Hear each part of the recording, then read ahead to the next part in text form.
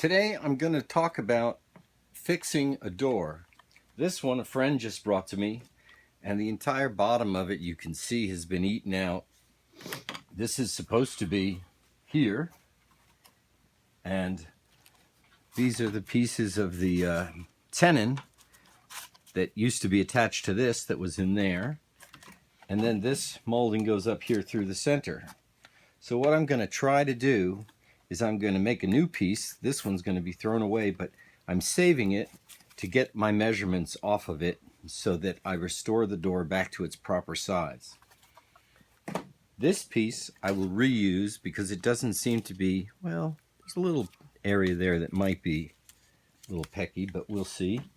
And it's an interesting door. I'm not really sure of what wood it is. I think it might have been an exterior to a porch on an old Victorian house, because this glass you can see is full 1/4 inch thick, and you see how rough the cut is?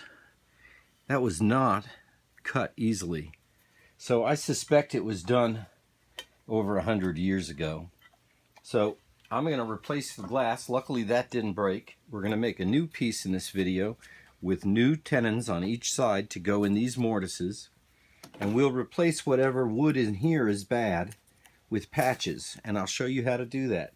So stay tuned, and we'll do some rough measuring, and then we'll size up some blocks to take the place of these pieces. Thanks.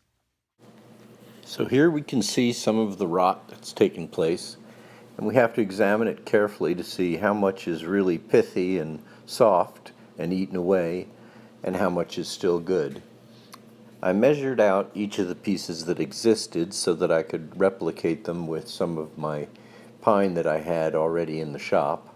So I measured the length and the width, and that way I could pick out large enough pieces that I could rough down and use for the replacement pieces.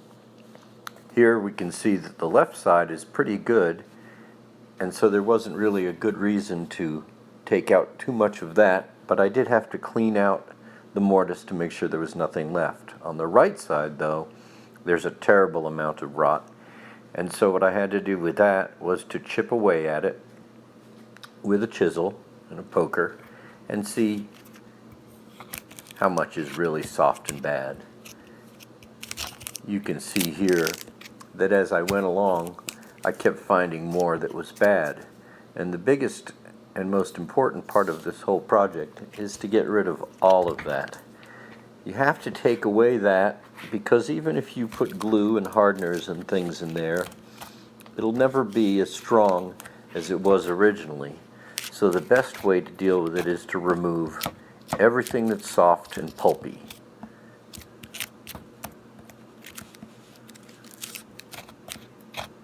I'm using a 1/4 inch chisel of Marples that isn't as good as some of my better woodworking chisels, but it's strong, so I'm not too worried about prying with it a little bit and taking the wood down to that surface. You can see there's a big plastic piece that's in there. Somebody had put in glazing compound to fill that in, and all of that has to come out as well. You must remove everything that is bad and plastic on it so that you can see exactly what is still structural on the piece. Then I come back with my square and I square off the openings so that I can work out putting wood to replace pieces that aren't there.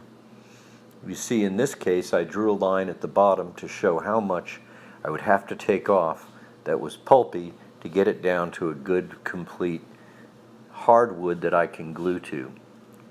Here you see how I've squared off everything, and now I'm taking a piece of mahogany and I'm going to cut a piece to go across the grain and to replace the underside of that leg so that it's built back up to where I can fit a tenon flat across it. Once I've made the piece, I planed it down to the thickness I needed and glued it in overnight.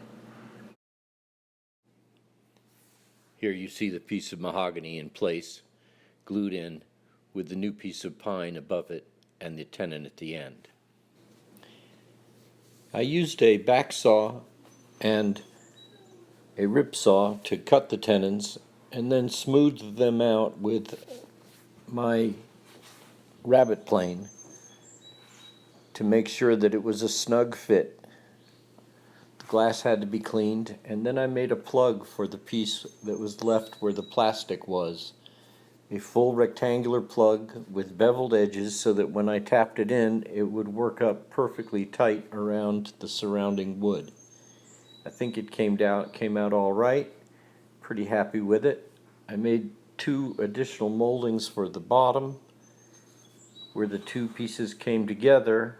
I had to add a little strip of wood to thicken the stile on the door, and then replaced the centerpiece with the glass, flipped the door over, and smoothed out the 2 pieces together with an additional plane, making sure that the faces of the door were nice and flush.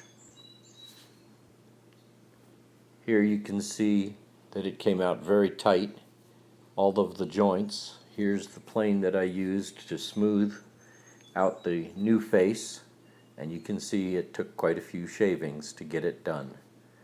Here's the back side of the door ready to be delivered, and I think it came out pretty well.